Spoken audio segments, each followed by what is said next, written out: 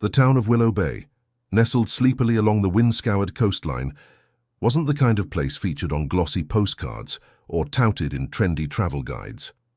Its fame, if one could even call it that, lay in things simple, steadfast, and enduring. There was the old lighthouse, of course, a stoic sentinel of weathered stone and unwavering light, blinking rhythmically against the often grey Atlantic sky. It had stood for over a century, a silent witness to countless nor'easters, the changing tides of the fishing industry, and the quiet procession of generations born and raised in its steady gaze. Then there was the annual Oyster Festival held each summer, a loud, cheerful affair that filled the small town square with the briny tang of the sea, the sizzle of fried batter, and the scent of cheap, cold beer. It drew folks from neighboring towns for a weekend of boisterous camaraderie, local crafts, and far too many oysters. And perhaps, just perhaps, if travelers knew where to look, the town was known for the diner on Route 217. It didn't boast a fancy name, known simply as the Diner to the locals who frequented its worn booths and counter stools. It was a low, long rectangle of a building, tucked unassumingly between a hardware store perpetually smelling of sawdust and fertilizer, and a laundromat that hummed day and night, its large front windows like tired eyes watching the cars speed past on the main highway, often steamed up on cold mornings. Inside, however, time seemed to operate on a different frequency, slowing to a comfortable, unhurried rhythm.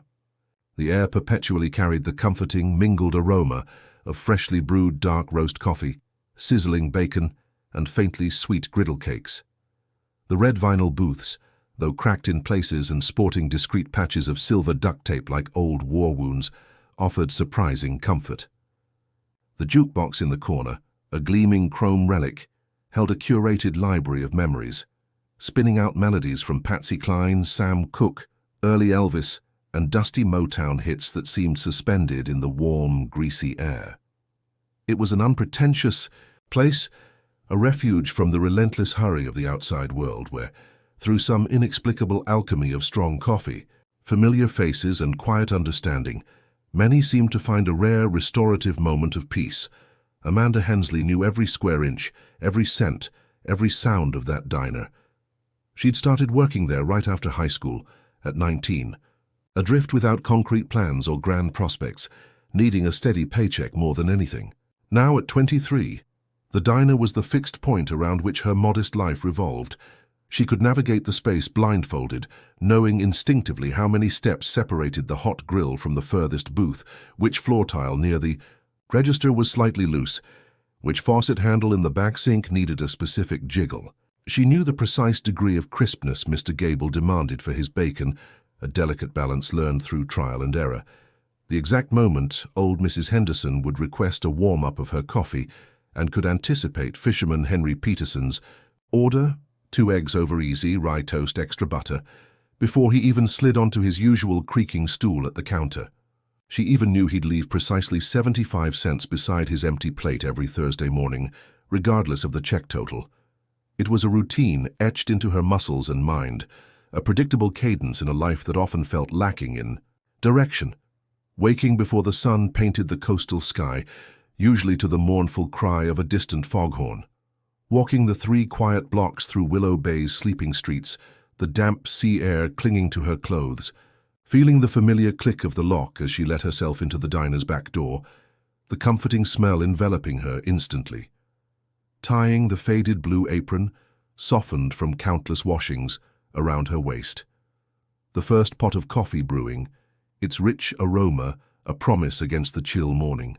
The smile she offered the early risers, the fishermen heading out, the nurses ending their night shift, was practiced and polite, a shield that rarely revealed the quiet loneliness settled deep behind her hazel eyes. Her own family was a collection of faded photographs and distant memories. Her father, a quiet man with kind eyes, had passed away from a sudden heart attack when she was just 15. Her mother, worn down by grief and hard work, followed him 2 years later, succumbing to pneumonia during a harsh winter. Amanda had gone to live with her mother's sister, Aunt Carol, a practical woman whose own life hadn't been easy. Aunt Carol had provided stability and affection, but her recent move to Arizona for the dry climate needed for her worsening arthritis had left Amanda truly on her own, save for sporadic holiday phone calls filled with long silences and occasional letters written in Aunt Carol's shaky, looping script. The diner, in its own way, had become her surrogate family, a collection of familiar faces, shared routines, and unspoken understandings, albeit one that always kept a respectful, impersonal distance. It wasn't the kind of job that sparked envy or admiration. It was demanding physical work, long hours on her feet, hoisting heavy trays, scrubbing grease, dealing with the occasional grumpy customer or kitchen mishap. But it paid the rent on the small, slightly drafty one-bedroom apartment above Thompson's Pharmacy.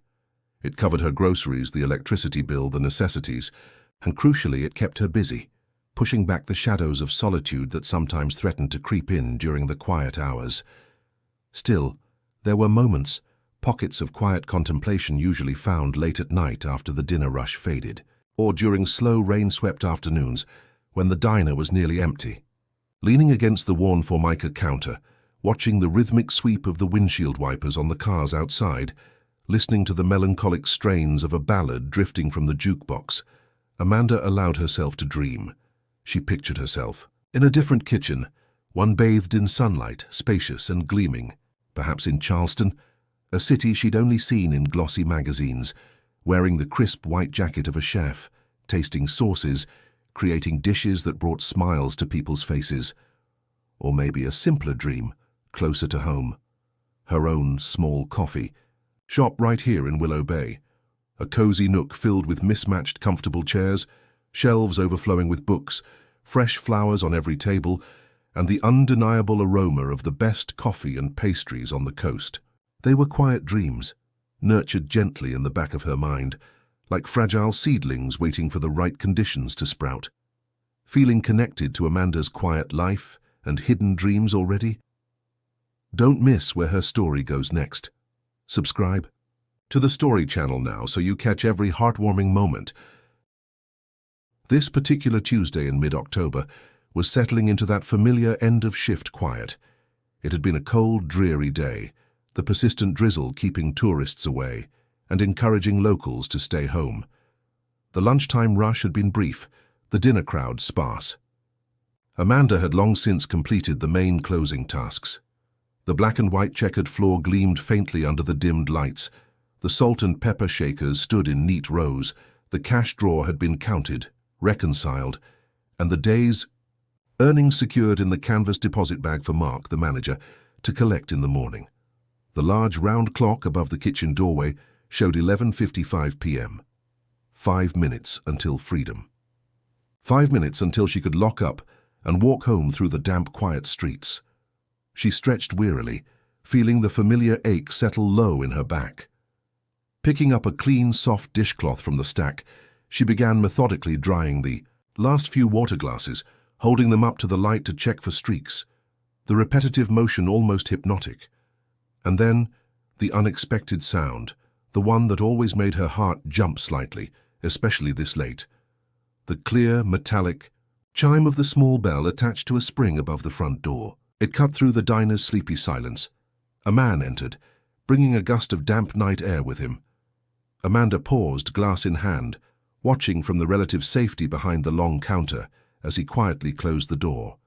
He was tall, perhaps, in his early 60s, with a sturdy build that hinted at a past strength now softened slightly around the middle. His hair was mostly grey, silvered at the temples, but impeccably combed back from his forehead despite the evident dampness from the rain. He wore a dark, heavy wool overcoat that looked substantial and expensive, droplets clinging to the fabric of his shoulders and sleeves. His polished leather shoes were definitely not the practical work boots or worn sneakers common in Willow Bay. He carried no umbrella, no briefcase, no luggage. Just an air of quiet purpose as he stood for a moment near the entrance. His eyes, a striking shade of blue, scanned the empty diner, the rows of red vinyl booths, the long counter with its swiveling stools, the silent jukebox in the corner. His gaze wasn't critical or searching, more observant, taking in the details, perhaps comparing them to a memory. Then, with steps that were surprisingly quiet and firm on the linoleum floor, he walked towards the back of the room, bypassing the closer, more convenient booths, and deliberately chose the very last one in the row, the most secluded, its high back against the wall providing both privacy and a clear view of the entrance. He slid onto the bench, removed his damp overcoat with a smooth, deliberate motion, and folded it carefully beside him. Amanda frowned slightly, placing the dried glass back on the shelf. She didn't recognize him at all, and her memory for faces, especially those who frequented the diner, was usually sharp. A lost traveler seeking refuge from the rain. A salesman whose car had broken down on the highway. Plausible, but something felt different. There was a stillness about him, an intensity in his quiet observation.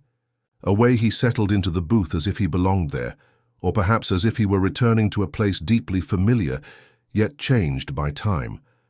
She took a slow, deep breath, smoothed her apron unconsciously, a nervous habit, and made her way down the length of the counter and across the floor to his booth. She tried to summon her most professional, welcoming smile, despite the late hour and the faint prickle of unease. "Good evening, sir," she said, her voice soft in the quiet room. "I'm afraid the kitchen officially closes in just a couple of minutes." She gestured apologetically towards the darkened grill area. "But I can definitely still get you coffee, or perhaps a slice of pie if we have any left. Maybe a cold sandwich." The man looked up from the laminated, slightly sticky menu he'd picked up, though Amanda doubted he was actually reading the list of burgers and melts. His blue eyes met hers directly. They were startlingly clear, intelligent, and held a depth that seemed to contain layers of experience, perhaps sadness, beneath a surface of calm politeness. The lines around his eyes spoke of age, but also, Amanda thought, of past smiles and perhaps present burdens. "Good evening," he responded, his voice a calm, resonant baritone with just a whisper of something that might have been a southern drawl, softened by time or travel. "I apologize for the late hour. I don't wish to cause any trouble." He placed the menu back down on the table. "I was just wondering, a long shot, I know, but do you by any chance still serve the Navy breakfast special?" Amanda blinked, momentarily thrown by the specific, archaic request. I'm sorry, the what special?" A small, wistful smile touched the corners of his mouth, crinkling the lines around his eyes in a way that felt genuine. "The Navy breakfast special," he repeated patiently, his voice tinged with nostalgia. "It was a staple here many, many years ago. I remember it vividly from my childhood visits." He seemed to look past Amanda for a moment, gazing towards the counter, perhaps picturing it as it once was. 2 eggs fried just right, smoked link sausages grilled until they snapped. 2 thick slices of buttered toast, real bread, not that flimsy stuff, and a mug of strong black coffee. He paused, his smile deepening slightly. And the finishing touch, always a little paper American flag stuck right in the top of one of the toast slices. His gaze returned to Amanda, holding a hopeful query. "My father, he was stationed at the naval base that used to be up the coast. Whenever he came home after months at sea, his first stop, before even going home, was here. For this breakfast. It was our tradition, his way of tasting home again. He always said it tasted like solid ground beneath his feet." Amanda remained silent, absorbing the unexpected story, the palpable sense of memory attached to a forgotten menu item. The name Navy Special. Yes, it stirred a faint echo in her mind. She thought she recalled old Mr. Henderson, the original owner, mentioning it once years ago, talking about the old days when the nearby base was still active. It definitely hadn't been on the menu since she started working there, probably not for a decade or more before that. "Sir, I'm afraid that special hasn't been on our regular menu for a very, very long time," she explained gently, hating to disappoint him after hearing the story. "We don't even carry smoked sausages anymore, just the regular breakfast links." Matue, hopeful light in the man's eyes, dimmed slightly, replaced by a polite resignation. He nodded slowly. "Ah, I see. Understandable. Times change, menus change." He began to slide out of the booth. "Well, thank you for your time, young lady. I shouldn't keep you any longer." But something in his quiet acceptance, in the undisguised nostalgia for that specific meal, that connection to his father, resonated with Amanda. She thought of her own father, of the specific way he liked his coffee, a small detail that still brought a lump to her throat. She looked at the clock. It was midnight now. Officially, closing time, but the coffee was still hot, the grill still warm enough. "Wait," she said, the word escaping before she could second-guess it. "It's not on the menu, true, and I might not have the exact smoked sausages." She thought quickly, mentally inventorying the kitchen. "But I have eggs, I have thick-sliced homemade bread for toast. I have good breakfast sausages, and strong coffee." She met his surprised gaze directly. "If you don't mind waiting just a little bit while I cook, I think I could make something very close for you." The man paused, halfway out of the booth, looking genuinely taken aback by her offer. His blue eyes searched hers for a moment, perhaps gauging her sincerity.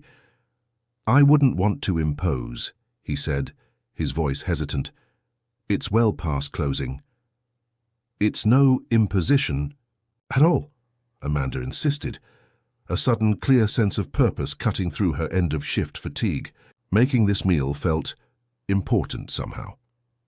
"Honestly, I enjoy cooking, and the diner is quiet tonight. Please, have a seat. It won't take long at all." He slowly slid back into the booth, a look of profound, quiet gratitude settling over his features. He nodded once, a simple gesture conveying more than words. "In that case, thank you, my dear, thank you very much indeed. Please, take your time." A small smile touched Amanda's lips.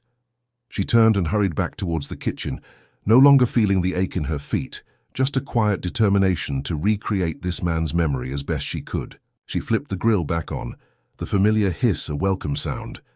From the walk-in cooler she retrieved fresh eggs, the plump breakfast sausages, and the loaf of hearty white bread she occasionally baked herself using old Mrs. Henderson's recipe, dense and perfect for thick toast. As she worked, carefully grilling the sausages until they were browned and sizzling, cracking the eggs onto the hot buttered griddle, listening for the perfect sizzle that indicated the whites were setting. While the yolks remained liquid gold, she felt a sense of connection to the task that went beyond routine. She imagined Sarah Tremaine perhaps doing the same, decades earlier, dreaming of sauces and soufflés. She toasted the thick slices of bread under the broiler until they were perfectly golden and crisp at the edges, slathering them generously with real butter while they were still warm. She arranged everything carefully on one of the heavy oval ceramic plates that were a diner staple. 2 sunny-side-up eggs, 3 plump sausages nestled beside them, the 2 slices of golden toast. All that was missing was the final, crucial detail. Remembering her earlier find, she hurried back out to the front, rummaging again in the cluttered drawer near the register. Her fingers closed around the small paper American flag on its wooden toothpick. Perfect. Returning to the kitchen, she carefully inserted the flag into the center of one of the buttered toast slices, standing proudly upright. The recreated navy. Breakfast special. Carrying the plate carefully with both hands, the familiar weight comforting, she walked back out into the dining room. The man sat quietly in the back booth, waiting patiently, gazing out the rain-streaked window. Amanda placed the plate gently down in front of him. "Here you are, sir," she said softly. "As close as I could get to the Navy breakfast special. I hope it's all right." He looked down at the plate, his gaze sweeping over each element.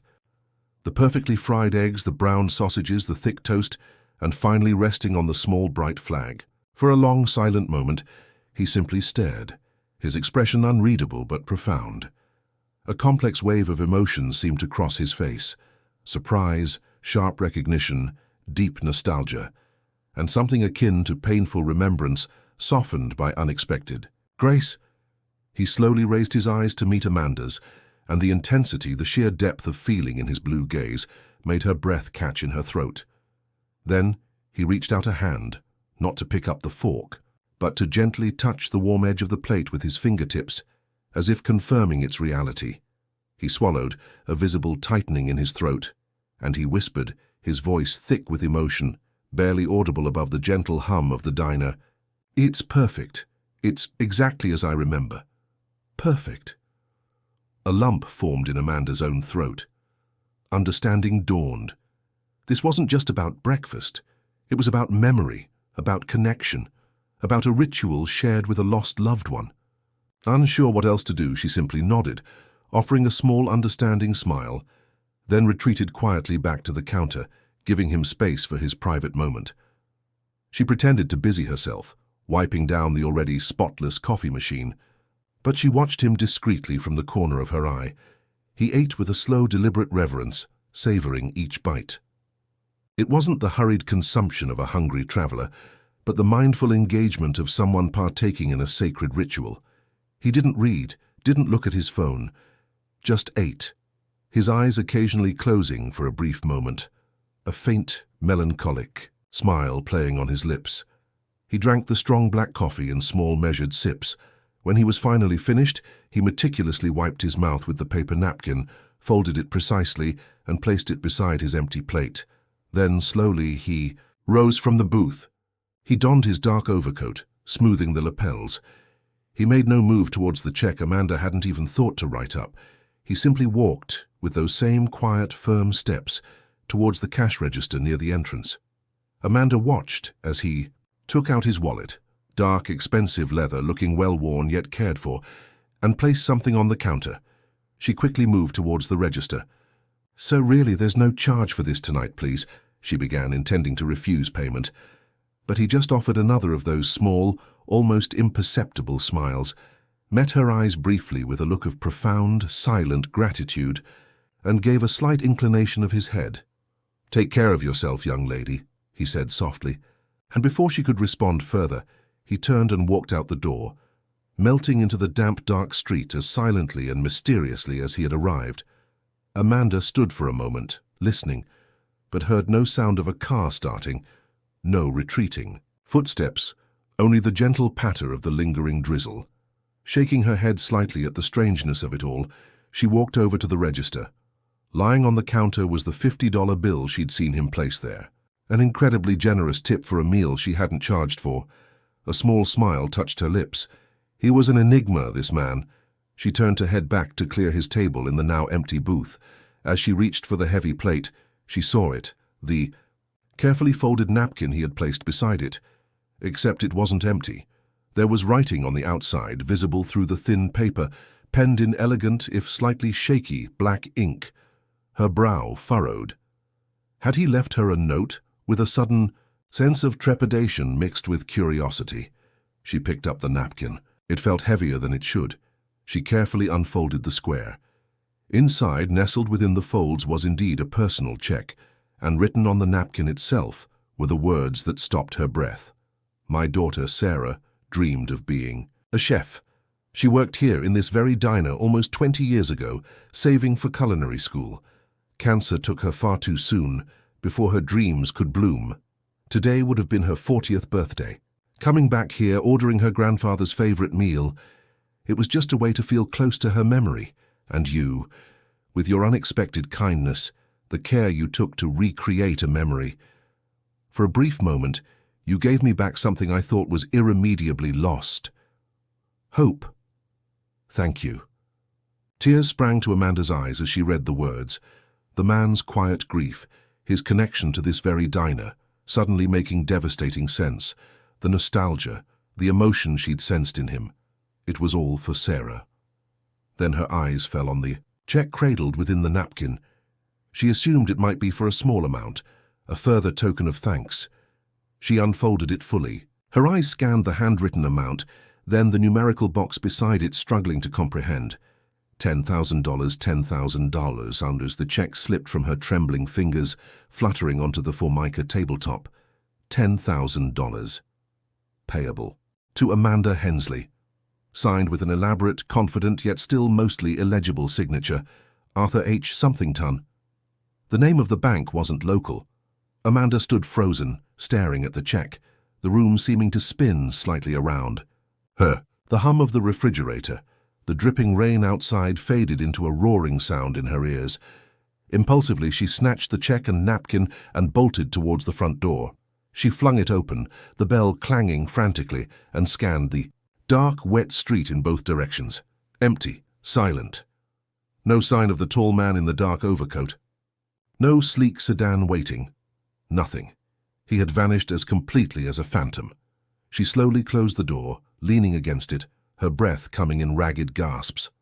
She looked down at the check in her hand, then at the heartfelt, heartbreaking note on the napkin. $10,000 dropped into her simple life by a grieving stranger because she'd made him breakfast and added a tiny paper flag. The world felt utterly, irrevocably changed. The soft click of the heavy diner door locking behind her echoed unnervingly loud in the damp night air. Amanda stood for a long moment on the wet sidewalk, the keys clutched tightly in her hand, the single street lamp casting long, distorted shadows around her. Inside her worn jacket pocket, the folded napkin and the crisp rectangle of the check felt impossibly large, an alien presence against her thigh. Her mind struggled to catch up with the reality of the last hour. The mysterious man, Arthur Henderson perhaps, felt less real now, more like a vivid dream she was struggling to recall, except for the tangible proof resting in her pocket. She finally started the familiar 3-block walk home, her footsteps splashing softly on the glistening pavement. The rain had ceased entirely now, leaving behind the clean, sharp scent of wet earth and asphalt. Usually this walk was a time for decompression, for letting the fatigue of the shift settle in, for thinking about simple things like what she'd have for breakfast or whether she needed to do laundry. Tonight, however, her mind was a frantic hive of activity, $10,000. The number pulsed behind her eyes. It was a sum so far removed from her daily reality of counting tips and stretching grocery budgets that it felt abstract, almost fictional. She pictured the check again, trying to recall the details.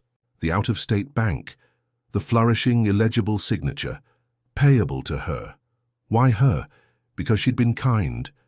Because she'd indulged a stranger's nostalgic request after closing time. Because she'd found a tiny paper flag. It seemed an impossibly disproportionate reaction. Unless the man was so wealthy that $10,000 was to him like the $50 tip she'd initially thought it was. A generous, but ultimately insignificant gesture. That thought was almost as unsettling as the amount itself. It highlighted the vast unbridgeable gulf between their worlds. Then there was the note on the napkin. Sarah Tremaine, her dream to be a chef, her work in this very diner, cancer, her father's enduring grief. The raw emotion packed into those few handwritten lines resonated deeply with Amanda's own experiences of loss. She understood the power of memory, the ache of anniversaries, the desperate longing to feel connected to those who were gone. His pain felt real, palpable, making the check feel less like a windfall and more like sacred ground, like something that demanded reverence, not just spending. Reaching the familiar wooden stairs leading up to her small apartment above Thompson's Pharmacy, she felt the weight of the secret intensify. Who could she possibly tell? Explaining the situation would sound unbelievable. Confiding in Mark, her manager, felt risky. He might think she was obligated to turn the money over to the diner, or worse, suspect her of something inappropriate. Telling Kathy, the cook, would invite pragmatic skepticism or unwanted advice. Her Aunt Carol was too far away and had enough worries of her own. This secret, this dilemma, was hers alone to carry. Inside the apartment, the familiar clutter, the stack of library books on the floor, the slightly lopsided lampshade, the chipped mug in the sink felt both comforting and constricting. She locked the door firmly behind her, leaning against it for a moment, breathing in the familiar scent of old books and the faint, lingering aroma of the lavender sachet her aunt had sent her last Christmas. She needed to think, but her mind felt scattered, overwhelmed. She didn't turn on the overhead light, just the small warm lamp beside the worn armchair in the living room corner. She carefully retrieved the check and napkin from her pocket, smoothing them out carefully on the scarred coffee table, like precious, dangerous artifacts. She sank onto the threadbare sofa, pulling a crocheted afghan her mother had made years, dago around her shoulders, seeking its familiar comfort. For a long time she just sat there staring at the 2 pieces of paper. The check represented solutions. Immediate, tangible solutions. The sputtering engine of her beat-up Ford Escort could finally be repaired, maybe even replaced with something more reliable. The persistent, throbbing ache in her back molar could be addressed by Dr. Peterson. the town dentist she'd been avoiding for months due to the cost. She could pay off the small credit card debt she'd accumulated covering unexpected expenses. She could replace her worn-out work shoes. Maybe even buy a new winter coat before the real cold set in. These were small things in the grand scheme, perhaps, but they represented an easing of the constant low-level anxiety that was the background noise of her life. The money offered breathing room, a luxury she hadn't experienced since her parents were alive. And then there were the dreams. The check wasn't enough to open her own cafe, not even close, but it was enough for a serious culinary course.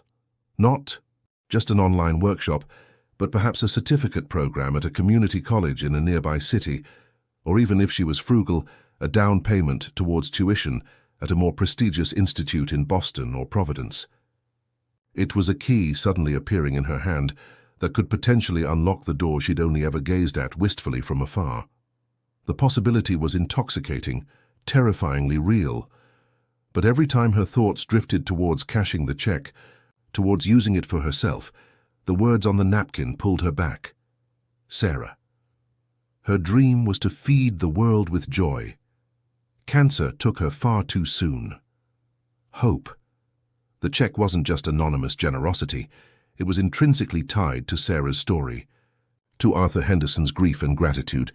Using it solely for her own benefit felt like betraying that connection, like cheapening the profound emotion behind the gift. It felt like stealing hope, not receiving it. Sleep offered no escape that night. Her mind churned, presenting arguments, and counter-arguments. He gave it to you freely, he insisted. He wanted you to use it for your dreams, argued one voice. But it's born from his pain. It's about his daughter. You have a responsibility, countered another. She imagined Sarah, Tremaine, 26, facing her diagnosis, her culinary dreams dissolving. She imagined Arthur Henderson, visiting his stepdaughter's grave year after year, the ache never fully fading. How could her need for a new car engine compare? By morning, hollow-eyed and weary, Amanda knew only one thing for certain. She couldn't simply deposit the check and pretend the napkin didn't exist. The two were inseparable. The money needed a purpose beyond her own immediate needs. The idea of the scholarship solidified, no longer just a vague notion but a clear conviction. It felt right, it felt respectful. It felt like the only way to truly honor the spirit of the gift and the memory of the young woman whose dream had inadvertently changed Amanda's life. She carefully placed the check and napkin back into the old cookie tin, tucking it deep into the back of her closet behind winter sweaters. Out of sight but not out of mind. It was a decision made, a path chosen, but the practicalities remained daunting. How to establish a scholarship, how to find eligible students, how to manage the funds, and should she even attempt to contact Arthur Henderson again, given his reclusive nature and illegible signature. Attending her shift at the diner that day felt different. The internal conflict hadn't vanished entirely. The practical need. For the money still whispered temptations, but the clarity of purpose gave her a quiet resolve. She greeted her regulars, poured coffee, took orders, but her mind was already working, planning her next steps. She needed more information. Her conversation with Mark, the manager, later that week felt like a calculated risk. She deliberately kept the amount vague, significant, but mentioned the stranger, the late daughter, and the name Sarah Tremaine. Mark's unexpected connection, Tremaine, Henderson, Arthur Henderson, House on the Hill, was a jolt. A confirmation that the mysterious man wasn't just a phantom, but a real, albeit reclusive figure, woven into the town's history. The name Arthur Henderson, the possibility of AH matching the signature. It suddenly made the impossible seem possible. But approaching him. Mark's warning echoed. They say he doesn't much care for visitors. Amanda wasn't easily intimidated, but the thought of driving up to that imposing estate, uninvited, to confront a wealthy recluse about a $10,000 check left after an emotional encounter, it was daunting. Yet what was the alternative? Let the money sit in a cookie tin indefinitely. Try to set up an anonymous scholarship with no guidance. It felt incomplete, The story felt unfinished. Mr. Henderson deserved to know her intentions, deserved the chance to be involved if he wished. And perhaps selfishly, Amanda needed the closure of returning the check or having him explicitly endorse her plan. The visit to the local bank confirmed the difficulty of tracing him through official channels. Carol, the teller, had been kind but clear. Privacy laws were strict. Verifying funds would take time and might alert him anyway.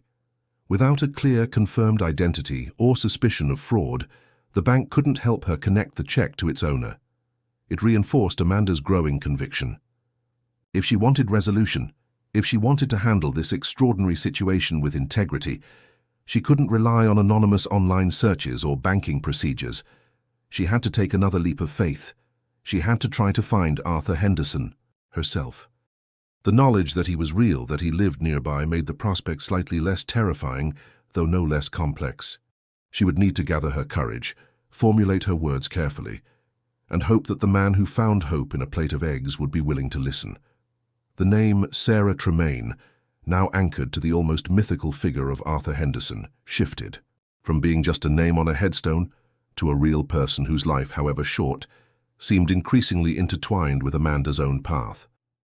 The need to understand Sarah, to grasp the essence of the young woman whose memory had prompted such an extraordinary act of generosity, became Amanda's quiet focus in the days that followed. It felt less like prying now, and more like necessary. Research to ensure the scholarship truly reflected the person it was meant to honor. Her first stop, naturally, was the Willow Bay Public Library. Not the sprawling university library of her brief imaginings, but a cozy, slightly musty building, smelling of aging paper and floor wax, presided over by the town's long-serving librarian, Mrs. Clara Ainsworth. Mrs. Ainsworth was a kind woman, with spectacles perched on her nose and an encyclopedic knowledge of local history and genealogy. Gleaned from decades of organizing town records and assisting residents with research, Amanda approached the reference desk during a quiet afternoon hour. "Mrs. Ainsworth," she began with a friendly smile, "I was hoping you might be able to help me with some local history research." "Of course, Amanda, dear," Mrs. Ainsworth beamed. "Always happy to help our young people connect with Willow Bay's past. What are you looking for?" "I was wondering if the library keeps archives of the old Willow Bay Beacon newspaper. Maybe going back about 15 or 20 years, Amanda asked, trying to sound like a student working on a project. "Oh my, yes. We have microfiche records going back much further than that." Mrs. Ainsworth chuckled. "A bit archaic, I know, but they're all there. Looking for anything in particular? An event? An obituary?" Amanda hesitated. She didn't want to mention Sarah's name directly if she could avoid it, not yet. "I was actually interested in the period around, well, maybe 15 to 20 years ago. Thinking about businesses that were around then, maybe profiles of local people. Specifically, I heard someone mention a young woman who worked at the diner back then, who had dreams of going to culinary school." Mrs. Ainsworth adjusted her spectacles, tapping a thoughtful finger against her chin. "The diner. So many young people have worked there over the years. Let's see, 20 years ago. Tremaine. Yes, I remember the Tremaines. Eleanor, the mother, was a wonderful seamstress, made my daughter's prom dress. Beautiful work. And her daughter, Sarah. Yes, Sarah Tremaine. Such a bright, hard-working girl. Always had her nose in a cookbook when she wasn't working. Tragic what happened to her." Mrs. Ainsworth's voice lowered sympathetically. Amanda leaned forward slightly. "You knew her?" "Oh, just to say hello, really. She used the library often, checking out every cookbook we had.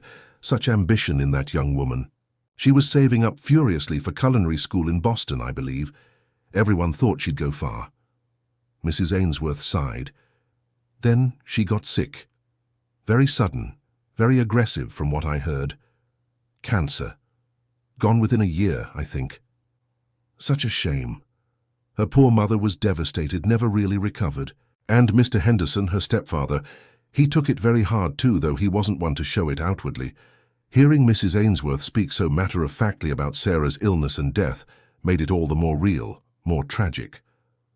Do you happen to notice when exactly that was? When she passed away?" Amanda asked softly. "Let me think." Mrs. Ainsworth squinted at the ceiling tiles. "It would have been Oh, around 2007, maybe early 2008. Seems like yesterday in some ways. We could look it up in the Beacon archives if you'd like. The obituary would have the exact date. Could we? Amanda asked, feeling a mix of eagerness and apprehension. Mrs. Ainsworth led her to the back room, where the microfiche reader sat, a bulky humming machine from another era. Together they navigated the digitized newspaper pages from late 2007 and early 2008.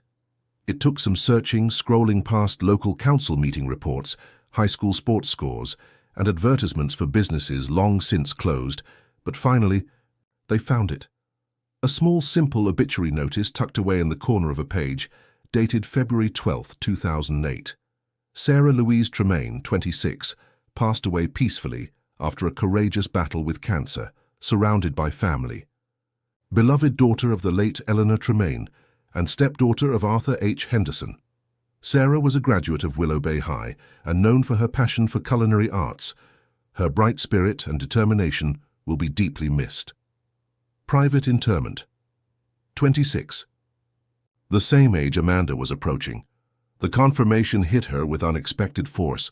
Sarah's life, so full of promise, cut short just as it was truly beginning. And the confirmation that Arthur Henderson was indeed her stepfather, present at her passing. Amanda thanked Mrs. Ainsworth profusely, her mind reeling with the information, the dates solidifying the timeline. Leaving the library, Amanda felt a deeper connection to Sarah, but also a heavier sense of responsibility regarding the check. Knowing Sarah's age, her specific dream, made the idea of the scholarship feel even more vital, but it also raised more questions. How could she approach Arthur Henderson again, now armed with this knowledge? Should she mention her research? It felt intrusive. She decided to shift her focus slightly. If Sarah had worked at the diner and dreamed of cooking, maybe some of the older kitchen staff, or people who had supplied the diner for years, might remember her more vividly than the front-of-house regulars. Kathy, the current cook, had only been there about 10 years, but maybe Chet, the grizzled delivery driver from the regional food supplier, who'd been making runs to Willow Bay since before the lighthouse got automated, might recall something.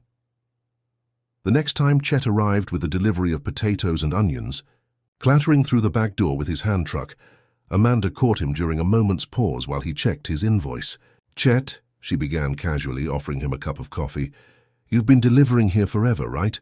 Chet took the coffee gratefully, wiping his brow.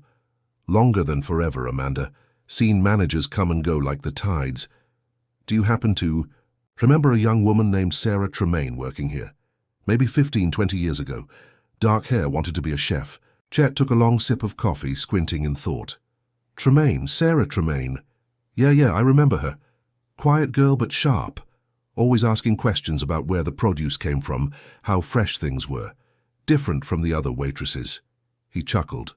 "Used to sneak her slightly bruised apples or day-old bread sometimes, when the boss wasn't looking, 'cause I knew she liked experimenting in the kitchen. Heard she was saving up for fancy cooking school."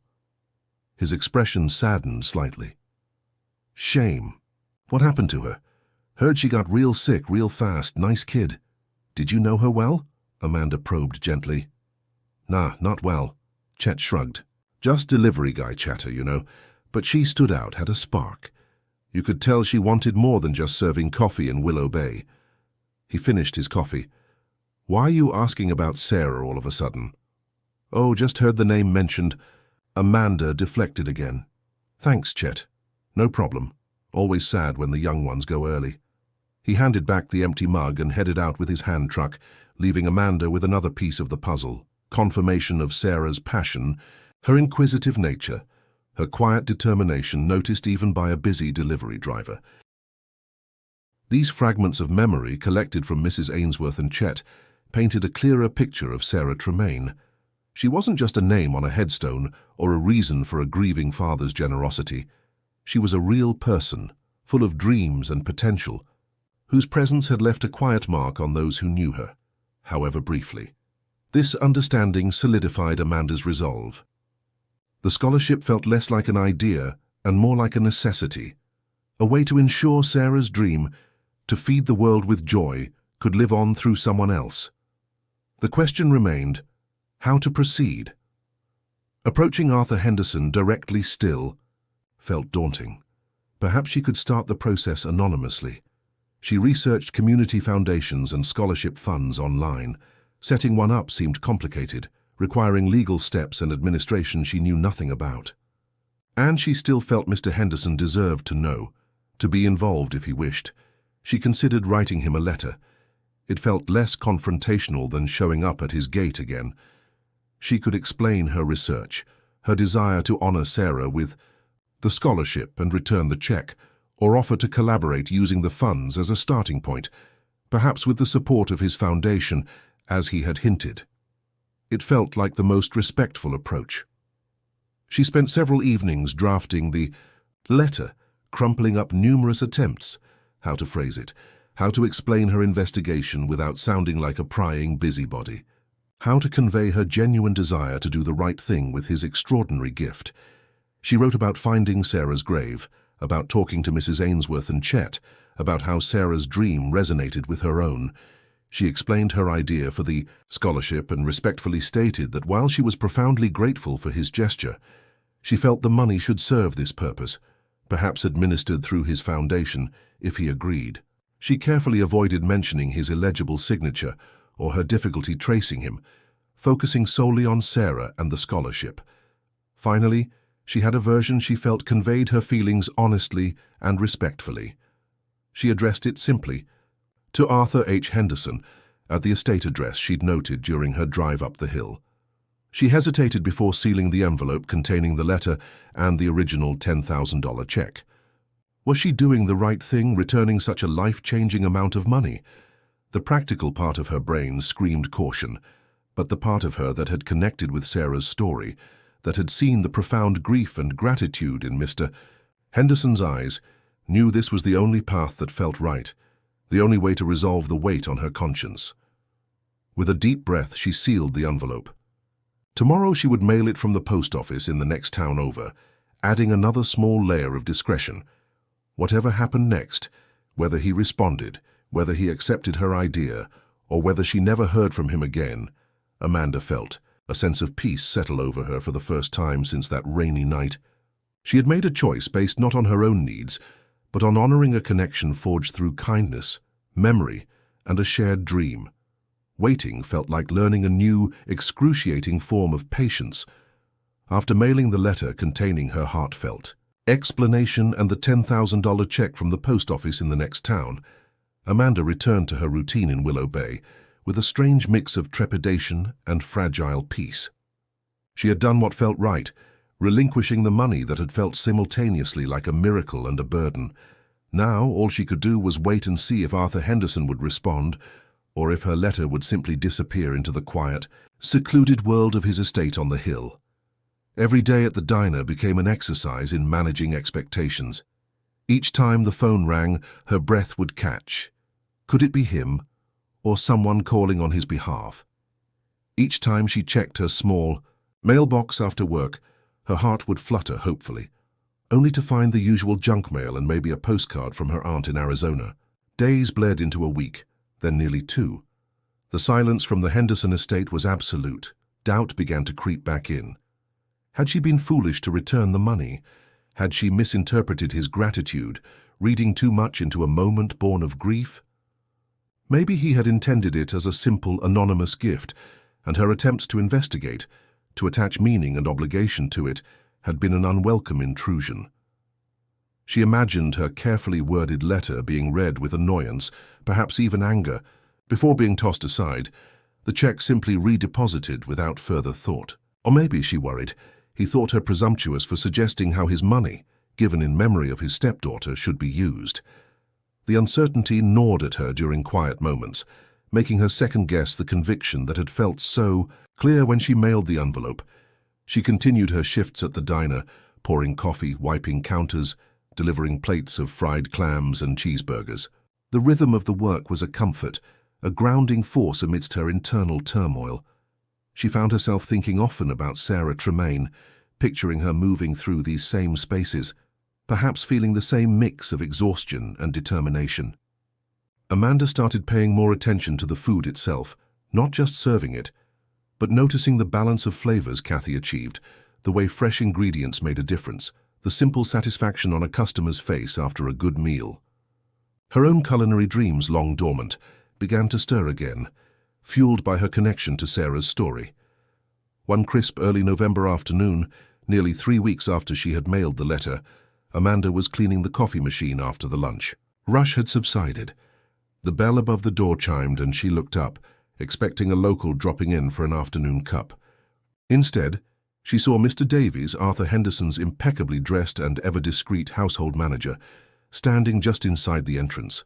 Her heart leaped into her throat. This had to be it. Mr. Davies's expression was, as always, professionally neutral, impossible to read. He approached the counter slowly. "Miss Hensley," he greeted her, his voice a low, polite murmur. "May I have a word?" "Of course, Mr. Davies," Amanda replied, wiping her suddenly damp palms on her apron. She gestured towards an empty booth. "Please have a seat." He remained standing. "That won't be necessary. I am here on behalf of Mr. Henderson. He received your letter and the returned check." Davies paused, his eyes meeting hers directly. "He was considerably moved by your words and your proposal regarding the scholarship." Amanda held her breath. "He accepts your proposal wholeheartedly, Miss Hensley," Davies continued. "He agrees that establishing the Sarah Tremaine Culinary Scholarship is a most fitting way to honor her memory and her passion. He was particularly touched by your initiative and thoughtfulness in the matter."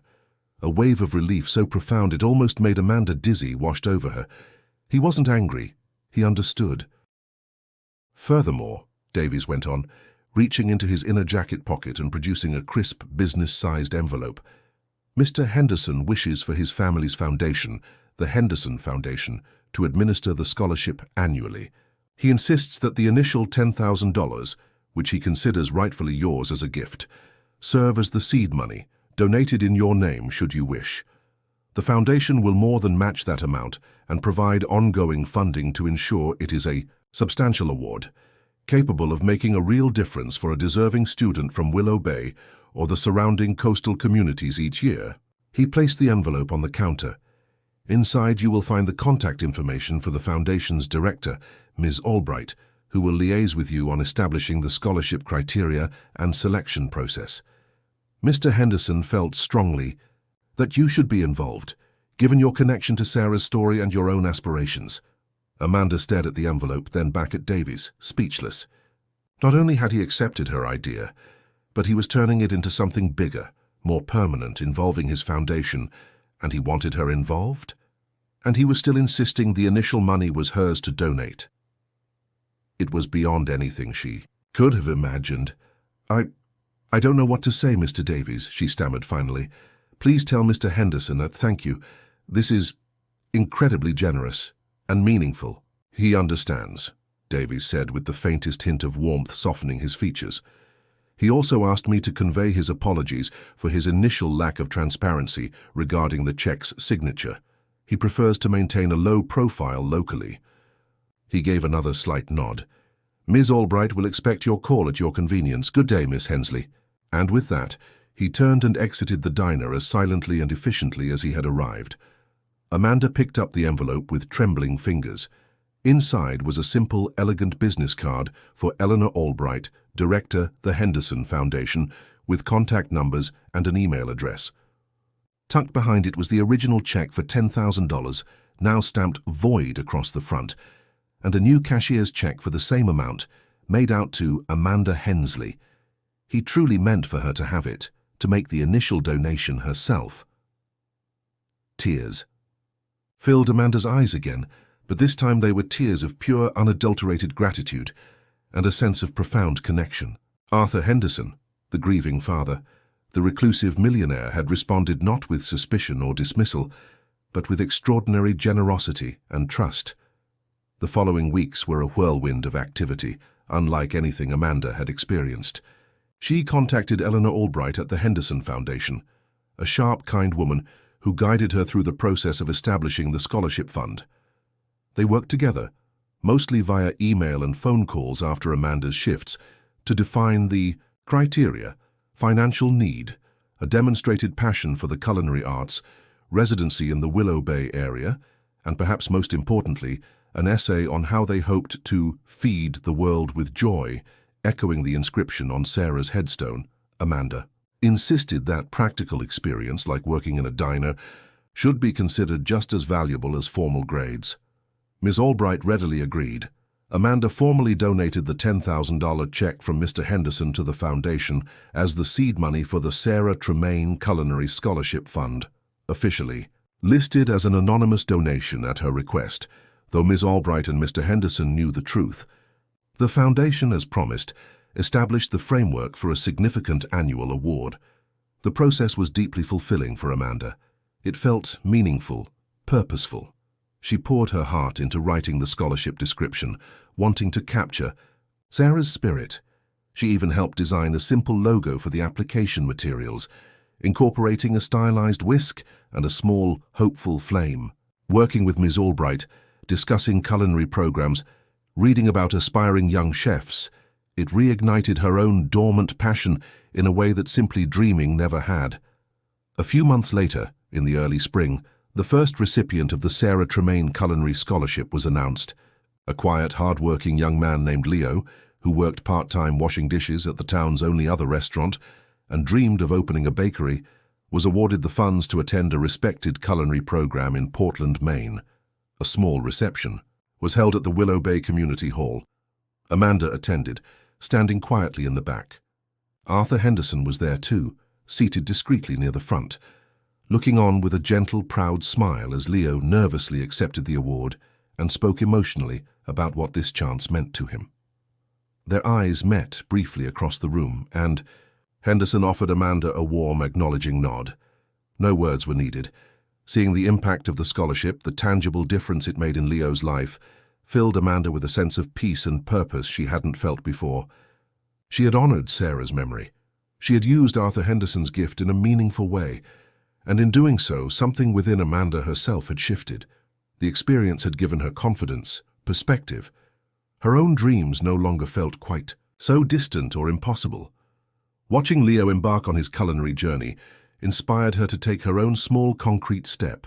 She didn't have the funds to open her own cafe yet, or quit her job at the diner, but she could learn more. That summer, using the extra tips she'd diligently saved, perhaps subconsciously spurred by the initial possibility offered by the check, and a small grant she discovered through the Community Foundation resources Ms. Albright had shared, Amanda enrolled in an intensive weekend baking workshop at a well-regarded institute just outside Boston.